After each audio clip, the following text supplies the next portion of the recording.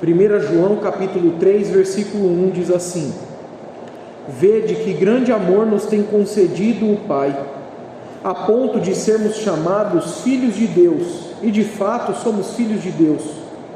Por essa razão, o mundo não nos conhece, porquanto não o conheceu a Ele mesmo. Amados, agora somos filhos de Deus, e ainda não se manifestou o que haveremos de ser. Sabemos que quando Ele se manifestar, seremos semelhantes a Ele, porque haveremos de vê-lo como Ele é. E assim mesmo se purifica todo aquele que nele tem esta esperança, assim como Ele é puro. Todo aquele que pratica pecado também transgride a lei, porque o pecado é a transgressão da lei. Sabeis também que Ele se manifestou para tirar os pecados, e nele não existe pecado. Todo aquele que permanece nele não vive pecando. Todo aquele que vive pecando não o viu, nem o conheceu. Filhinhos, não vos deixeis enganar por ninguém. Aquele que pratica a justiça é justo, assim como ele é justo. Aquele que pratica o pecado procede do diabo, porque o diabo vive pecando desde o princípio.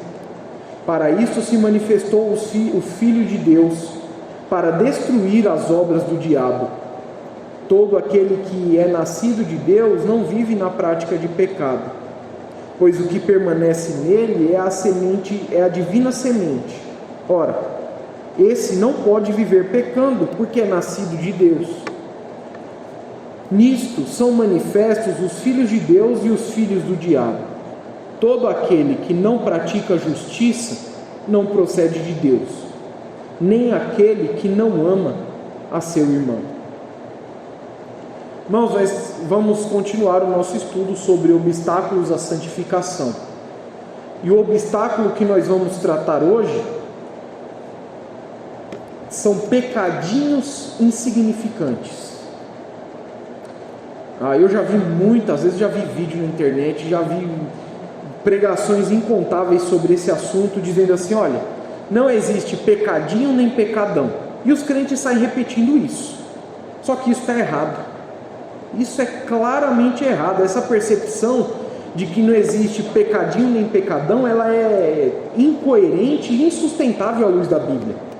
É claro que existem pecados mais graves do que outros.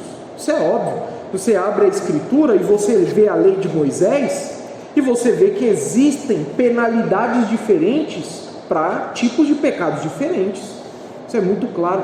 Ninguém espera que quem roubou um pão numa padaria tenha a mesma pena de quem cometeu um estupro ou um assassinato. É óbvio que são coisas que são erradas, as duas são, mas elas têm consequências diferentes porque elas têm gravidade diferente. Isso é dito e é repetido com a intenção de ensinar uma coisa boa. O que é a coisa boa que quer ser ensinada? Que até mesmo aqueles pecados que nós consideramos pequenos, eles são graves. E isso está certo. Isso está certo. Qualquer pecado, mesmo aquele que é pequenininho, ele é grave e ele é inaceitável. E na verdade, ao contrário do que a nossa proposta aqui hoje, o obstáculo que nós estamos tratando aqui hoje, qualquer pecadinho insignificante é muito grave. E não é insignificante coisa nenhuma. Os pecadinhos, eles são significantes sim, eles não devem ser cometidos. Agora, eu comecei falando isso para chamar a atenção dos irmãos, que nós não precisamos inventar uma falácia ou alguma coisa que não tem base na Escritura para ensinar corretamente os crentes que os pecadinhos também são perigosos. Porque quando nós olhamos para um texto como esse que está diante de nós, isso, irmãos, salta aos nossos olhos de uma maneira inconfundível, porque a Escritura está nos ensinando qual é a característica dos filhos de Deus. E segundo aquilo que nós vamos olhar aqui, na vida dos filhos de Deus, nenhum pecado, seja ele de que natureza for, se é um pecado grande, escandaloso, se é o pecadinho que é cometido em segredo, não importa, o Filho de Deus não peca. Essa afirmação é muito forte. Nós vamos entender o que o apóstolo João quis dizer com essas palavras, porque de fato é exatamente isso que ele diz aqui. O Filho de Deus não peca. Bom, o texto começa nos primeiros versículos. Na verdade, isso é uma continuação do que ele já vem dizendo antes, mas nos primeiros versículos aqui especificamente, ele está falando de uma esperança. Ele está falando de algo que ainda vai acontecer. E esse algo que ainda vai acontecer e que nós sabemos e temos certeza de que acontecerá, serve para nos purificar dos pecados agora, para nos levar a uma vida de santidade, uma vida longe dos pecados. E o que é isso? É o que ele diz aqui no comecinho, no versículo 1 e 2, ele diz assim: vede que grande amor nos tem concedido o Pai, a ponto de sermos chamados filhos de Deus. E de fato somos filhos de Deus. Por essa razão, o mundo não nos conhece, porquanto não conheceu a Ele mesmo. Amados, agora somos filhos de Deus, e ainda não se manifestou o que haveremos de ser. Sabemos que quando Ele se manifestar, seremos semelhantes a Ele, porque haveremos de vê-lo como Ele é.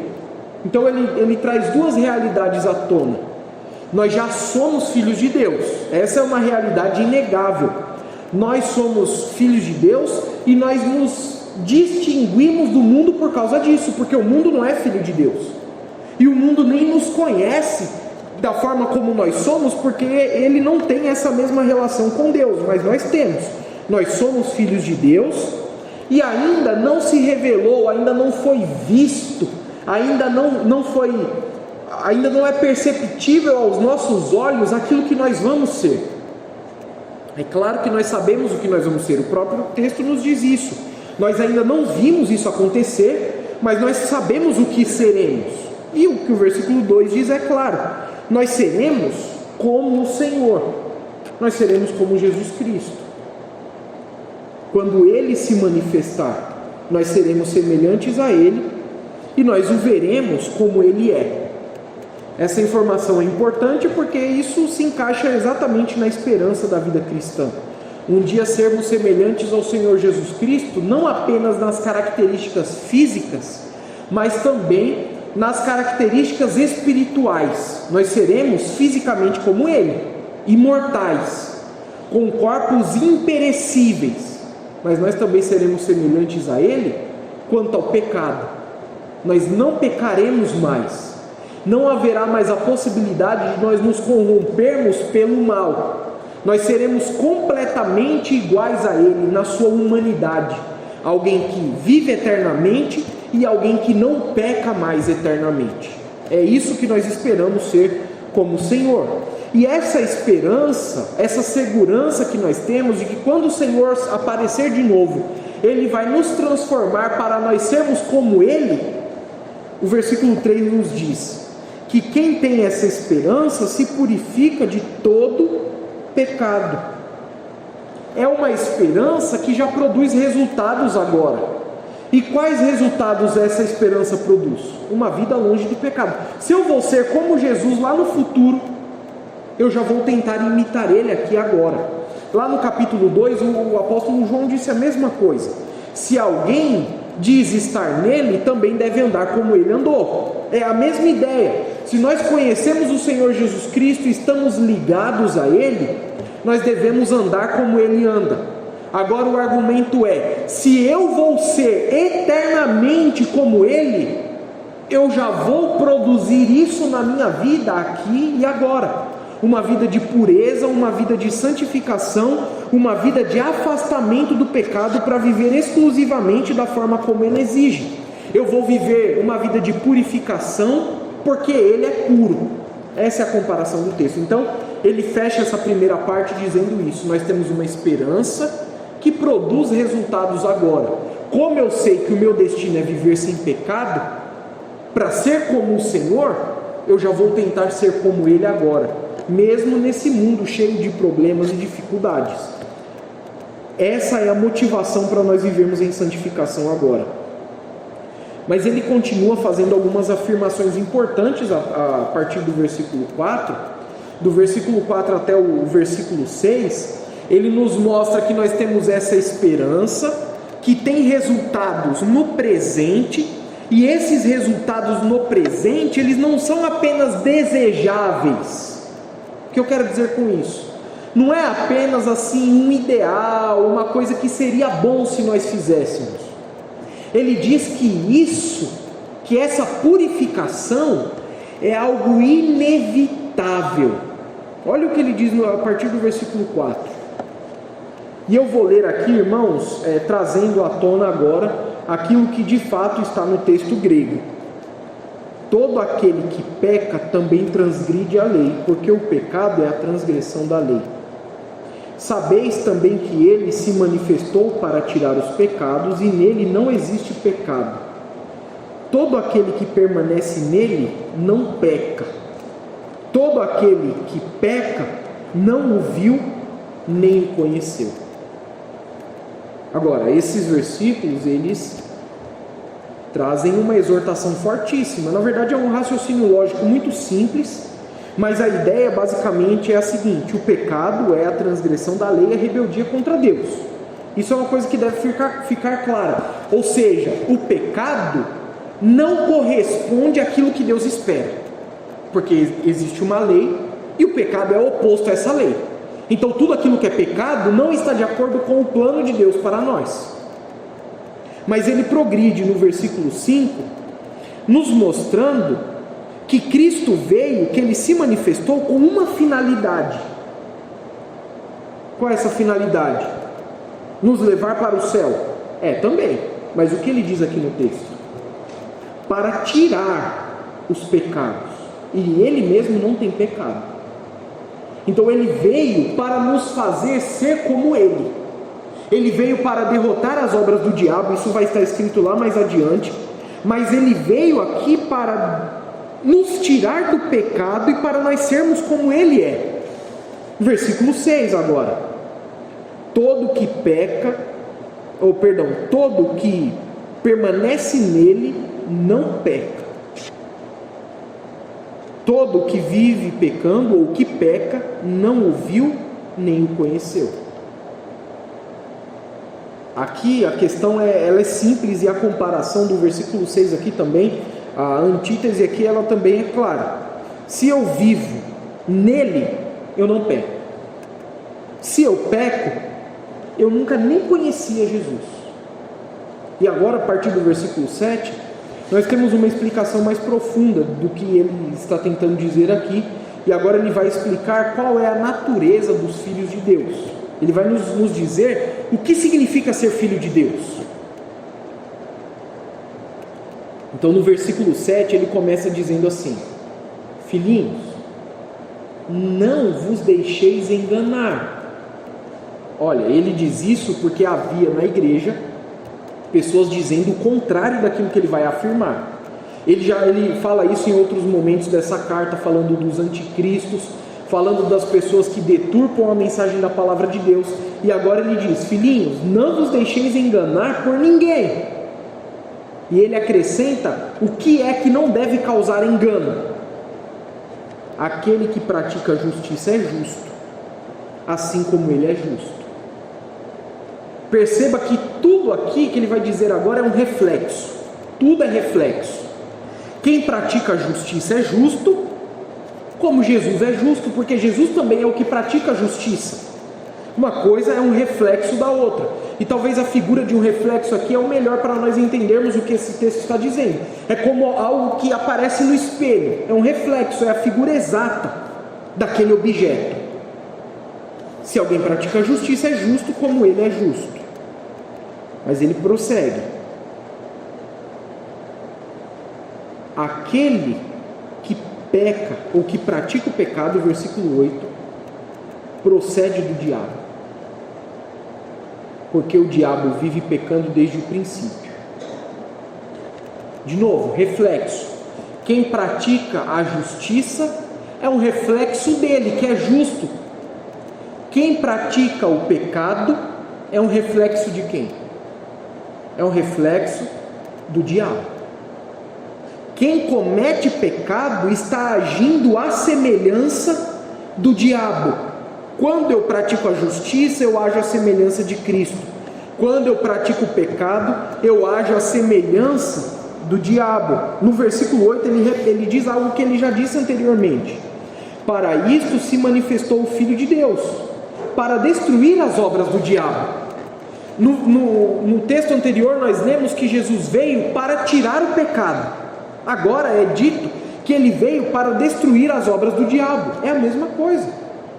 A obra do diabo nós já sabemos qual é: ele peca desde o princípio. E é isso que Cristo veio destruir, as obras do diabo. No versículo 9 ele vai prosseguindo no seu raciocínio, que é um raciocínio lógico e simples. Todo aquele que é nascido de Deus não peca, ou não pratica pecado, pois o que permanece nele é a divina semente. Ora, esse não pode pecar, porque é nascido de Deus. O versículo 9 dá outra ênfase nessa afirmação fortíssima: se eu sou filho de Deus, e vamos nos lembrar de novo da figura do reflexo, se eu sou filho de Deus, eu devo ser como o meu pai. Uma vez eu vi uma ilustração que eu nunca esqueci.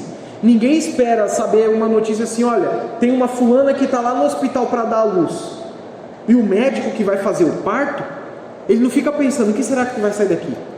Será que vai ser um gambá? Será que vai ser um gorila? Será que vai ser um rato? Não. O que é que vai sair dali? Ele sabe que o que vai sair dali é um ser humano, a semelhança da sua mãe.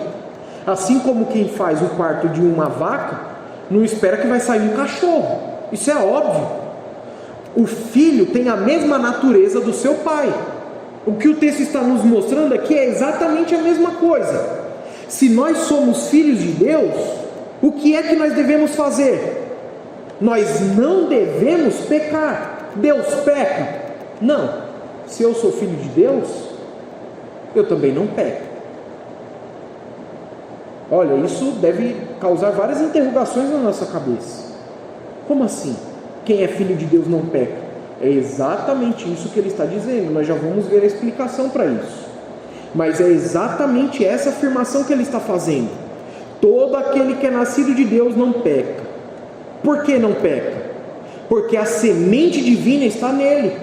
Ele é filho de Deus, ele é descendente de Deus. Então ele não peca. E ele complementa: ele não pode pecar porque é nascido de Deus. E por fim tem uma fórmula de teste, de identificação: quem é filho de Deus e quem não é. Nisto são manifestos os filhos de Deus e os filhos do diabo. Até aqui já está claro para saber quem é filho de Deus e quem é filho do diabo. O filho do diabo peca, o filho de Deus não peca. É simples assim. O raciocínio de João é simples assim: todo aquele que não pratica a justiça não procede de Deus, nem aquele que não ama seu irmão. Agora, irmãos, o que nós fazemos com essa informação aqui? Porque o que João está falando é exatamente isso. É exatamente isso. O Filho de Deus não peca, porque ele é semelhante a Deus. Mas o filho do diabo peca, porque ele é semelhante ao diabo. Isso causa uma grande dificuldade de compreensão, porque parece que João está sendo contraditório aqui. Lá no capítulo 1, versículo 8, veja lá o que ele diz ali. Capítulo 1, versículo 8, ele diz assim: se dissermos que não temos pecado nenhum, a nós mesmos nos enganamos e a verdade não está em nós. Se confessarmos os nossos pecados, ele é fiel e justo para nos perdoar os pecados e nos purificar de toda injustiça. Se dissermos que não temos cometido pecado, fazemos-o mentiroso e a sua palavra não está em nós. E agora, qual é o João que está certo? O João do capítulo 3 ou o João do capítulo 1? A questão aqui, irmãos, é nós entendermos corretamente o que ele está dizendo para aprendermos a lição que ele quer ensinar. O que ele quer dizer aqui existem algumas interpretações que colocam a questão da seguinte maneira: olha, quando ele fala o crente não peca, ele está usando um tempo presente que indica uma ação contínua. Por isso tem nas nossas traduções aquele que vive pecando, ou aquele que peca habitualmente, porque assim seria mais fácil de compreender. Então não quer dizer que o crente nunca peca. Ele está dizendo que aquele que vive pecando sempre não é filho de Deus. É possível que se interprete dessa forma, mas há algumas evidências no texto que nós não temos condições de olhar tudo agora por causa do nosso tempo, mas há algumas evidências no texto que parecem indicar uma coisa diferente do que essa. Não é isso que ele está querendo dizer. Ele não está falando de uma pessoa que vive praticando o mesmo pecado continuamente. Na verdade, ele está realmente dizendo: o crente não peca. Mas por que ele fala assim? Porque aqui, irmãos, ele está apontando para a nossa nova natureza espiritual. Ele está mostrando qual é o padrão do Filho de Deus. Se nós nascemos de Deus, é inaceitável, é inconcebível que haja pecado na nossa vida. Duas realidades estão presentes aqui. A primeira realidade: o Filho de Deus não peca, porque ele vem de Deus. E essa realidade indica que esse é o padrão exigido de nós. E a segunda realidade é aquilo que ele disse lá no capítulo 1. Embora nós sejamos filhos de Deus, e o pecado seja inaceitável na nossa vida, porque nós procedemos dele, o fato é que nós continuamos pecando. Essas duas coisas, elas devem se encaixar, elas devem andar juntas, porque o padrão é esse, uma vida sem pecado. Mas nós temos que reconhecer que às vezes aparecem anomalias, uma coisa que não deveria estar ali, uma coisa que não corresponde à nova natureza. Essa que é a questão que o texto está colocando. A nova natureza, aquilo que é gerado por Deus em nós, a semente santa, não conhece pecado, mas por causa da nossa condição humana atual, algumas anomalias acontecem, algumas coisas que estão fora do padrão ocorrem, são acidentes, são deformidades, são coisas que não deveriam estar lá, são coisas que quando nós olhamos não se encaixam dentro desse quadro. Quando nós ouvimos falar assim, aquele é filho de Deus, o que nós esperamos ver? Alguém que é como Jesus. E quando nós olhamos e vemos que existem ali alguns traços que não correspondem a quem Jesus é, nós dizemos: existem anomalias ali, coisas que precisam ser corrigidas, tiradas, coisas que não pertencem àqueles que são filhos de Deus. A grande dificuldade, irmãos, que esse texto nos traz, na verdade, é a confrontação que ele faz de nós mesmos.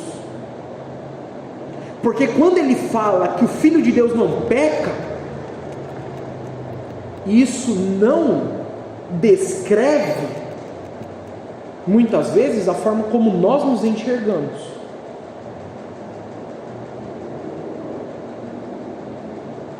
O que eu quero dizer, irmãos, é que o pecado não faz parte da nova natureza, mas acidentalmente e fugindo desse padrão, os crentes ainda podem acabar pecando, mas eles não podem pensar que esses pecados, eles são normais, que eles pertencem, que eles estão naquele lugar certo. Eles não podem admitir que esses pecados sejam encontrados em alguém que se diz ser filho de Deus. Normalmente, essas duas afirmações, quando elas são colocadas juntas, elas tendem a tirar o peso uma da outra. Em que sentido? No sentido de que quando nós dizemos que o Filho de Deus não peca, e nós acrescentamos que acidentes acontecem, que anomalias aparecem, que desvios inesperados, não planejados acontecem, Isso faz com que as pessoas pensem assim: então agora está tudo bem, agora eu já me encontrei. Eu já me encontrei porque às vezes eu peco, então isso é o normal. E não é isso que João quer dizer aqui. O que ele quer dizer é que não é normal haver pecado na vida do crente. Por isso ele está dizendo que o crente, o Filho de Deus, não peca. A ideia de João aqui é dizer isso: não é normal que exista pecado na vida do crente. O crente não pode se conformar a essa ideia. Uma coisa é fato: eu não posso dizer que eu não peco. É impossível, eu estaria mentindo se eu dissesse isso. Mas isso não pode me fazer pensar que o pecado daqui para frente deve ser algo normal na minha vida, corriqueiro, que faz parte da minha rotina. Eu não posso pensar assim: a figura que deve estar diante de mim não é aquele que diz assim: olha, eu não posso negar que eu peco. A figura que deve estar diante de mim é a seguinte: o Filho de Deus não peca, e é segundo esse padrão, essa norma que eu devo viver. Então a ideia de João aqui é quebrar esse paradigma de que o pecado ele é de alguma forma aceitável na vida do crente. Embora ele seja uma realidade, ele não é aceitável. É isso que nós precisamos entender. Embora o pecado seja uma realidade na nossa vida, o pecado na vida do crente não deve ser o padrão. O padrão deve ser a prática da justiça constante, contínua, à semelhança do Senhor Jesus Cristo. Quando nós olhamos para a Escritura assim, então nós percebemos realmente os pecados graves são inaceitáveis, mas os pecadinhos também são. Por quê? O Filho de Deus não peca. Olha, irmãos, às vezes nós ficamos mal acostumados. Quando nós lemos uma afirmação como essa no capítulo 1 de João: olha, ninguém pode dizer que não peca. É verdade, ninguém pode dizer que não peca. Isso às vezes nos coloca assim numa zona de conforto. E quando nós pecamos, nós dizemos assim: eu sou assim, né? Eu tenho uma natureza carnal. As pessoas costumam dizer muito assim: a carne é fraca, é difícil, às vezes a gente falha, né? E enfim, aquilo que eu fiz nem foi tão grave assim. Pequenos pecadinhos, uma mentirinha, um roubinho, um palavrãozinho, uma sonegadinha, uma olhadinha para uma mulher, para um homem, uma coisinha ou outra que eu faço aqui, ninguém vai perceber, ninguém vai me julgar, ninguém vai me condenar por causa dessas coisas. Então, quem não peca, não é? Todo mundo peca. Quem vai dizer que não peca? Você vai dizer que não peca? Você não pode dizer isso? Então deixa lá, não tem problema. Irmãos, nós somos conduzidos, a nossa mente nos engana, Satanás nos engana, os falsos mestres nos enganam, como é o caso do que ele diz aqui no versículo 7, filhinhos, não vos deixeis enganar por ninguém. Mas nós somos enganados e nós começamos a olhar para essas coisas assim, de uma forma que não é tão grave. É como se aquilo estivesse no lugar certo. Já que o crente peca, então está tudo no lugar. Nós olhamos para nós mesmos no final do dia e vemos ali aquele defeitinho ou outro, aquele pecadinho, aquela coisinha de nada. E aí nós dizemos assim: quem não peca? Mas o que João está nos mostrando, irmãos, é outra coisa. O que João está nos mostrando é algo que deve mexer conosco e nos fazer ter uma percepção diferente da nossa vida. Ele quer imprimir outro padrão. O padrão não é esse. É fato, o crente peca e nós vamos pecar, é fato. Mas nós não podemos aceitar isso como algo normal. Nós não podemos olhar para trás, para o dia que passou, olhar para os pecados que nós cometemos e achar que aquilo é normal e aceitável, porque não é. O padrão é outro. O padrão é o que ele diz aqui: o Filho de Deus não peca. Esse é o padrão. É assim que nós devemos olhar para as nossas vidas. Nós devemos olhar para as nossas vidas procurando ver essa imagem: o Filho de Deus não peca. E quando nós pecamos, irmãos, por mais que seja um pecadinho, por mais que seja aquela coisinha que isso daí faz mal para quem? por mais que seja essa coisinha, nós devemos olhar e comparar com essa outra imagem que João apresenta. O Filho de Deus não peca. Nós devemos olhar para essa imagem e nós devemos dizer que há algo errado, que há algo inaceitável ali, que há algo que precisa ser corrigido e precisa ser abandonado. E isso, irmãos, nos leva ao arrependimento. O pecado não é a característica normal da vida do crente. O pecado é a característica normal da vida do filho do diabo. Se nós estamos acostumados a olhar para nós mesmos e encontrar aqueles pecadinhos lá e achar que eles não são nada demais, nós estamos nos comparando, na verdade, com o diabo e não com Jesus. Se aqueles pecadinhos de nada estão ali, é como aquela sujeirinha em cima, às vezes, do relógio na parede, é muito alto para limpar. Ou então a sujeirinha em cima de um móvel que ninguém mexe, debaixo de alguma coisa. Não, deixa ali, ninguém está vendo. Não está incomodando ninguém. Irmãos, esse não é o padrão da vida do crente. Essa perspectiva que nós devemos ter. E isso, irmão, deve causar arrependimento em nós. Olha, que a coisa é tão absurda que às vezes nós até nos gabamos de cometer esses pecadinhos. Nós achamos que tivemos vantagem por fazê-los. Ah, não, mas foi só uma trapacinha. Não foi nada demais, não. E, irmãos, na verdade, à luz do que João diz aqui, do que a palavra de Deus nos ensina, essas coisas são inaceitáveis e não podem ser concebidas por nós. O pecado na nossa vida, ele não pode ser planejado, ele não pode ser um hábito e ele não pode ser circunstancial. O que isso quer dizer? Que eu não posso planejar fazer o mal, é óbvio, que eu não posso ter práticas repetidas, recorrentes de pecados que eu vou sustentando, e que o pecado também não pode aparecer na minha vida de acordo com o ambiente, com as circunstâncias. Ninguém está vendo, ou se eu fizer isso eu vou me dar bem assim ou de outro jeito, ou se eu fizer assim eu não vou ficar mal com aquela pessoa, com aquele outro. O pecado não pode ter nenhuma dessas, aliás, os nossos atos não podem ter nenhuma dessas características do pecado. O pecado, quando ele acontece na vida do crente, é inegável que ele acontece, nós já vimos isso aqui. Não é o padrão é ser como Deus, porque somos filhos dele, justos sempre.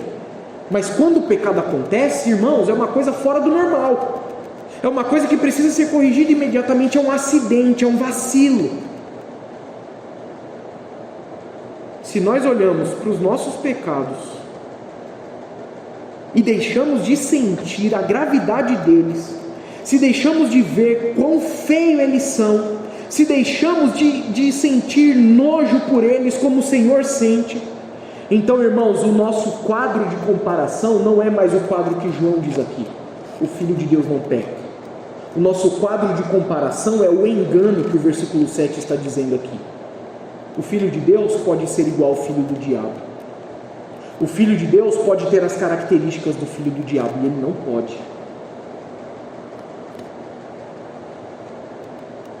A busca pela santidade, irmãos, deve envolver cada parte da nossa vida, os pequenos detalhes. A busca por santificação deve buscar esse alvo supremo. E que eu vou repetir aqui até o final: o Filho de Deus não peca. Como algo que vem de Deus pode ter pecado? E é esse o nosso padrão, é esse o nosso alvo, é esse o nosso objetivo. É assim que as nossas vidas devem ser descritas, e é por isso que nós vamos nos esforçar para mortificar a nossa carne, para acabar com todo tipo de pecado que houver em nós. Porque se nós continuarmos sustentando pecadinhos que pensamos ser insignificantes, na verdade nós não estamos vivendo como filhos de Deus, estamos vivendo como filhos do diabo. Porque o filho do diabo peca, mas o Filho de Deus não peca. Irmãos, o ensino da palavra de Deus é claro, e eu quero concluir dizendo que nós fomos ensinados a ter uma visão até certo ponto tolerante com o pecado. É mais fácil. Ou que é mais fácil, é muito mais cômodo. É muito mais cômodo. Ninguém chora mais por causa de pecado. Ninguém mais sente a dor de ter cometido uma transgressão contra Deus. Ninguém mais se sente ferido por saber que maculou o nome do Senhor da glória. Não. É mais fácil pensar de outro jeito. A carne é fraca. Mas esse pecadinho não tem nada demais, não vai fazer diferença. É mais fácil pensar assim.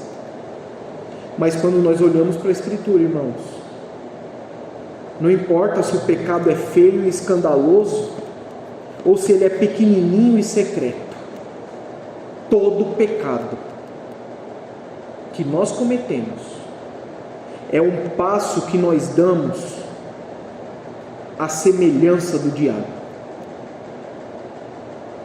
E a partir de agora nós devemos olhar para nós mesmos não por meio desse padrão torto, por meio dessa régua cheia de desníveis. Nós devemos nos medir pelo padrão correto, que é esse que João traz aqui. É inegável que eu vou pecar, eu sei que eu vou falhar, mas agora o padrão que eu vou seguir é esse: o Filho de Deus não peca. Vamos orar.